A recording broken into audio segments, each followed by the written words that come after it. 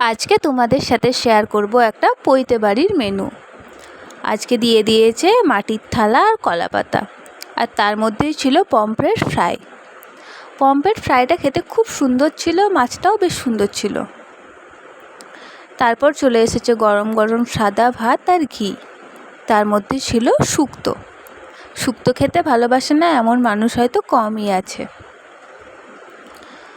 আর তারপরেই এসেছিল ভাত, আর একটু আমি ভাত নিলাম, আর সাথে মুগ ডাল আর পটল চিংড়ি। পটল চিংড়ি খেতে খুব সুন্দর হয়েছিল, আর পাবদা মাছ ছিল। আর তারপরে নিয়ে নিয়েছিলাম পোলাও আর চিতল মাছের মুইঠা। জানো তো, আমি না আগে কোনো দিনও চিতল মাছের মুইঠা খাইনি, তবে এই মাছটা এত সুন্দর লাগলো খেতে, বেশ টেস্টি ছিল।